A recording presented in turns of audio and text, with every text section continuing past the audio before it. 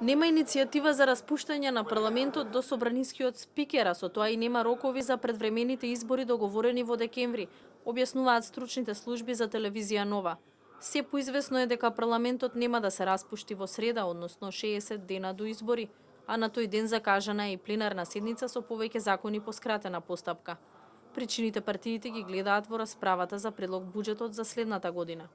Да се распушти парламентот потребна иницијатива од пратеничка група или пратеник.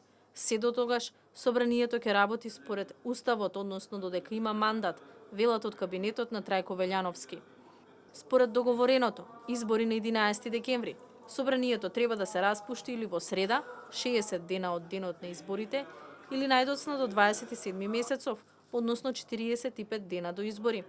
Евентуално одлагање на распуштање на парламентот дава втора можност за расправа по законите на специјалното обвинителство. Предлог измени сега поднесени од пратеникот Павле Трајанов по скратена постапка. Првиот обид за расправа по предлог измените на Законот за специјалното обвинителство и тој за заштитени сведоци, поднесени од СДСМ, беше неуспешен бидејќи мнозинството не даде амин за да одат во прво читање. Денеска на свеченоста по повод годишнината од формирањето на Академијата на науките и уметностите, председателот Таки Фити во своето обраќање рече дека Ману очекува фери демократски избори. Проблемите пред кои денес се исправена Република Македонија нема да се разрешат преку ноќ.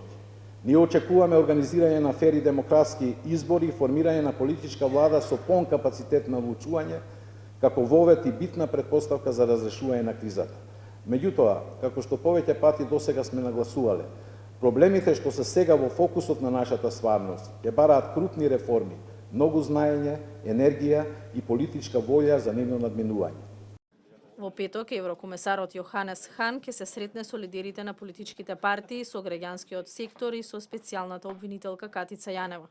Ќе се разговара за организација на предвремените избори и спроведување на итните реформски приоритети.